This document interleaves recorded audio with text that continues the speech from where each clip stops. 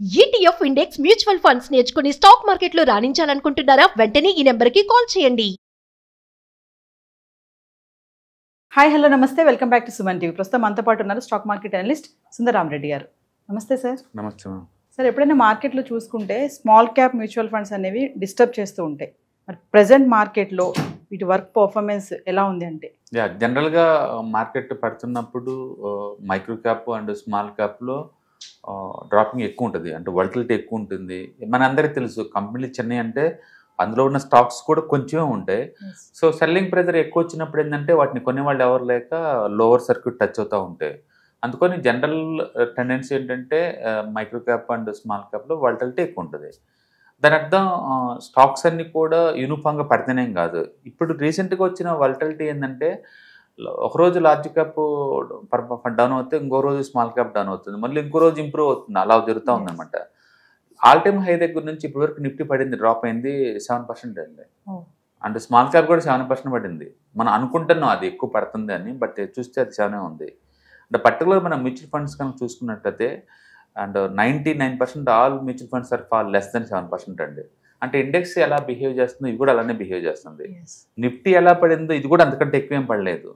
But general public ఏమనుకుంటారంటే market కంటే ఎక్కువ పడతాయి కదా అనుకుంటారు. అది కొంతవరకు నిజం. బట్ ఈసారి మాత్రం స్మాల్ క్యాప్ మ్యూచువల్ ఫండ్స్ కూడా ఫండ్ మేనేజర్స్ బాగా మెయింటైన్ చేస్తున్నారు. అంటే మన క్వాంట్ లేకపోతే ఎల్ఐసి లేదా Bank of Baroda, Manulife, ఏ స్మాల్ క్యాప్ ఫండ్ పట్టినా సరే these are falling anywhere between 4.7 to 7%. అంటే మార్కెట్ ఎంత డ్రాప్ అయిందో ఇవి కూడా అంతే డ్రాప్ అవుతున్నాయి, ఎక్కువేమీ డ్రాప్ అవ్వలేదు. ఎందుకంటే వీళ్ళందరికీ మార్కెట్ వోలటిలిటీ మనకంటే బాగా తెలుసు. అందుకని దాన్ని బ్యాలెన్స్ చేయడం కోసం బహుశా large cap, mid cap, cash holding ఎక్కువ చేసుకున్నారు ఆల్రెడీ. అందుకని మార్కెట్ కంటే వీళ్ళు ఎక్కువేం పడలేదు. అదే టైంలో మనం 52 weeks లో నుంచి చూసుకుంటే ఈ ఫండ్స్ కనుక ఎంత ఇచ్చినాయి అంటే అండ్ క్వాంట్ అయితే 63% రిటర్న్స్ ఇచ్చింది 52 weeks లో నుంచి ఇప్పటి వరకు. And LIC mutual fund small cap 62% ఇచ్చింది. And bank of Baroda small cap mutual fund 44%, menu life 64%. And majority mutual funds అన్ని కూడా మంచి రిటర్న్స్ ఇచ్చినాయి 52 weeks లో నుంచి. సో కాబట్టి 52 weeks లో నుంచి మోర్ దెన్ యావరేజ్ మీద 40 to 50% ఇచ్చినాయి. అండ్ ఆల్ టైమ్ హై దగ్గర నుంచి డ్రాప్ అయింది మాత్రం 7%. కాబట్టి స్మాల్ క్యాప్లో ఉన్నోళ్ళు ఈ టైంలో మానేయటం బెటర్. అంటే మానేసే బదులు ఎస్ఐపి వాళ్ళు కంటిన్యూ చేసుకోవటం బెటరు. లేదు అలొకేషన్ మార్చుకుంటామంటే మార్చుకోవచ్చు. ఒకవేళ మార్కెట్లో వోలటిలిటీ ఎక్కువ ఉంటుంది అనిపించింది అనుకోండి, బెస్ట్ ఏంటంటే లార్జ్ లేదా లార్జ్ అండ్ మిడ్కి అలొకేషన్ ఎక్కువ చేసి స్మాల్ క్యాప్లో తక్కువ చేయొచ్చు, అలా చేయొచ్చు. లేదు అంటే ఎస్ఐపిలో మీరు కంటిన్యూస్గా ఇన్వెస్ట్ చేసుకుంటూ పోవచ్చు. పడ్డా నాకు ఎక్కువ యూనిట్లు వస్తే, పెరిగినా కూడా తక్కువ యూనిట్లు వస్తాయి, అంతే. కాబట్టి స్మాల్ క్యాప్లో పెట్టుకుంటే అవి కొలాప్స్ అవుతున్నాయి అని అనడానికి ఇక్కడ ఎవిడెన్స్ ఏం లేదు. ఫండ్ మేనేజర్స్ పర్ఫెక్ట్గా మెయింటైన్ చేస్తున్నారు. అండ్ ఓవరాల్గా ఇండెక్స్ కూడా నిఫ్టీ ఎంత పడితే స్మాల్ క్యాప్ కూడా అంతే పడింది. అందుకని జనరల్గా మనం అనుకుంటాం అన్నది అంటే ఇది ఎక్కువ పడిద్దని. బట్ ఒక్కరోజు ఎక్కువ పడుతున్న మాట నిజం, కానీ బట్ రికవర్ అవుతున్నప్పుడు కూడా ఇదే బాగా రికవర్ అవుతుంది అనమాట. నిన్న మనం చూస్తే నిఫ్టీ పెద్ద గేమ్ అవ్వలేదు, but small cap index more than 2% పెరిగింది నిన్న. అందుకని స్మాల్ క్యాప్లు బాగానే పోటీ ఇస్తున్నాయి అనమాట. Small cap and large cap అన్నారు కదా, ఈ రెండిట్లో విచ్ ఇస్ బెటర్ అంటే? మీరు అడుగుతుంది రిటర్న్స్ వైజా క్లారిటీ ఉండాలా, రిస్క్ వైజ్ క్లారిటీ ఉండాలా, నాలెడ్జ్ వైజ్ మీ ఫైనాన్షియల్ గోల్కి అవి ఎలా హెల్ప్ అవుతాయి అనేది ఇవన్నీ ఇంపార్టెంట్ అనమాట. అందుకని స్ట్రైట్ ఆన్సర్ ఏది బెటర్ నువ్వు చెప్పలేవు. ఓకే, ఎందుకంటే రివార్డ్ తక్కువ ఉంటుంది లార్జ్ క్యాప్లో, చిన్నట్లో వోలటిలిటీ ఎక్కువ ఉంటుంది.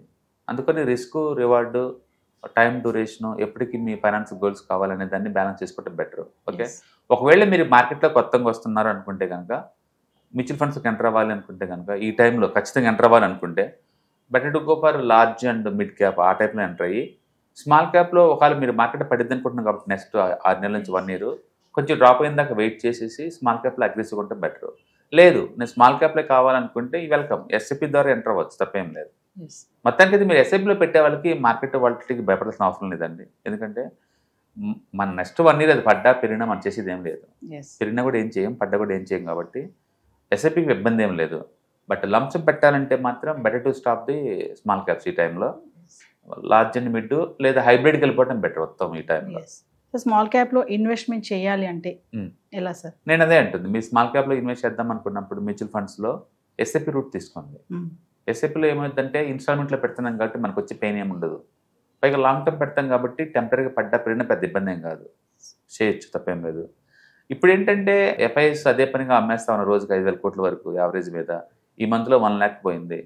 మార్కెట్ 7% ఇంతగా పట్టడం అనేది కోవిడ్ తర్వాత ఈ రేంజ్లో లేదు ఈ మధ్యకాలంలో. అందుకని కోవిడ్ తర్వాత వచ్చిన ఇన్వెస్టర్స్కి ఏంటంటే అదేదో జరిగిపోతుంది ఇక్కడ అన్నట్టు ఇదవుతున్నారు. కానీ నిజం చెప్పాలంటే ఈ వాలటిలిటీ అప్పుడప్పుడు మార్కెట్లో తగులుతూనే ఉంటుంది. ఓకే, మేము అనుకోవటం ఏంటంటే ఇది నెక్స్ట్ 22,000 కానీ నెక్స్ట్ అందరూ 5 to 10% కానీ పడిద్దేమో అనుకోండి నెక్స్ట్ 6 monthsలో. అందుకని వెంటనే రికవరీ అవ్వదు. ఇంతకుముందు పడంగానే వెంటనే రికవరీ అయింది, ఈసారి అలా అవ్వకపోవచ్చు. ఎందుకంటే ఎఫ్ఐ సపోర్ట్ లేదు కదా. రిస్క్ అపిటైట్ ఎలా ఉంటుంది సార్? మీరు స్మాల్ క్యాపిటల్ థింక్ చేస్తున్నారంటే మీరు అగ్రెసివ్గా ఉంటేనే, మీరు టూ మచ్ అగ్రెసివ్గా ఉన్నట్లు లెక్క. యంగ్లో ఉన్న తప్పేం లేదు, రిస్క్ ప్రొఫైల్ ఎక్కువ ఉన్నా సరే. ఓల్డ్ ఏజ్లో వాళ్ళు కన్జర్వేటివ్గా ఉంటే బెటర్. అందుకని better to avoid the small caps అనమాట. ఎప్పుడైనా మార్కెట్ వాలటిలిటీ ఉన్నప్పుడు ప్రాఫిట్ తీద్దాం అనుకునే బదులు సేఫ్టీ చూసుకోవటం చాలా బెటర్. అందుకని సేఫ్టీ కావాలి అనుకున్న అందరూ హైబ్రిడ్కి వెళ్ళిపోవడం బెటర్. హైబ్రిడ్లో ఏంటంటే నీకు బోల్డ్ ఇన్వెస్ట్మెంట్ తగులుతాయి. లైక్ ఈక్విటీ 25, డెట్ 75, లేదా డెట్ 25, ఈక్విటీ 75, లేదా 50-50, ఇలాంటి బోల్డ్ చాయిస్ ఉంటుంది.